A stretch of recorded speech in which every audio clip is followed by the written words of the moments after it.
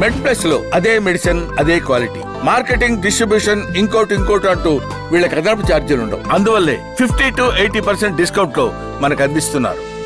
Thyroid రావడానికి కారణాలు ఏముంటాయి, ఏ రకాలు ఉంటాయి అంటే లో థైరాయిడ్ ఉండొచ్చండి, హై థైరాయిడ్ ఉండొచ్చు, హైపో హైపర్. సో రెండు ఆపోజిట్ లక్షణాలు ఉంటాయండి.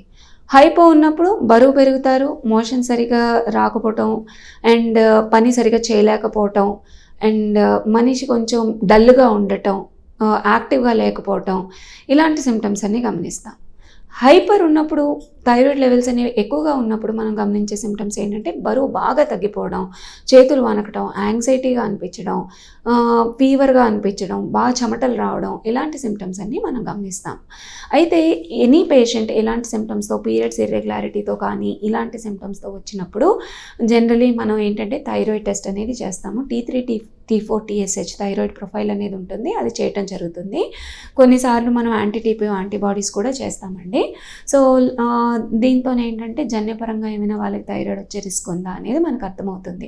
సో యాంటీటీపీ యాంటీబాడీస్ ఏంటి అంటే TPO అనేది థైరాయిడ్ పెరాక్సిడేజ్ ఎంజైమ్ ఉంటుంది, దానికి అగెన్స్ట్గా యాంటీబాడీస్ యాక్ట్ చేసినందువల్ల థైరాయిడ్ హార్మోన్ అనేది బ్లడ్లో సింథసిస్ జరగదన్నమాట.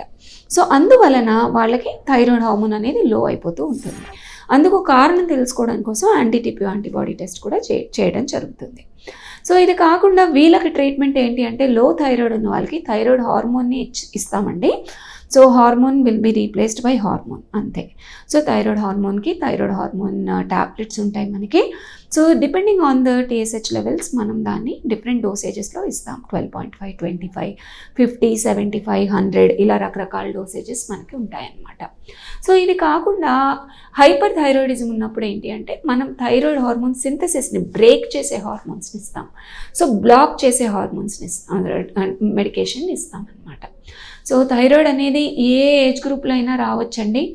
ఎస్పెషలీ థైరాయిడ్ ఉమెన్కి మోర్ కామన్గా ఉంటుంది, పిల్లలకి కూడా రావచ్చు, అప్పుడే పుట్టిన పిల్లలకు కూడా రావచ్చు. అందుకే రెగ్యులర్ స్క్రీనింగ్స్ అనేవి చాలా చాలా ఇంపార్టెంట్. సో ఎవ్రీ బేబీకి మన ఇండియాలో కూడా 3rd to 7th డే అనేది కంజెనిటల్ హైపోథైరాయిడిజం స్క్రీనింగ్ చేస్తారు. సో థైరాయిడ్ అనేది కనిపించినప్పుడు డెఫినెట్గా మన ట్రీట్మెంట్ వాడుకోవాలండి. సో వాడని పక్షాన అనవసరంగా బేబీస్కి ఏంటంటే వాళ్ళ యొక్క మెమరీ తగ్గిపోవడం కానీ, వాళ్ళ యొక్క మెంటల్ IQ తగ్గిపోవడం, ఇలాంటివన్నీ మనం గమనిస్తాం. సో అందువలన ట్రీట్మెంట్ అనేది కరెక్ట్గా తీసుకోవడం చాలా ఇంపార్టెంట్.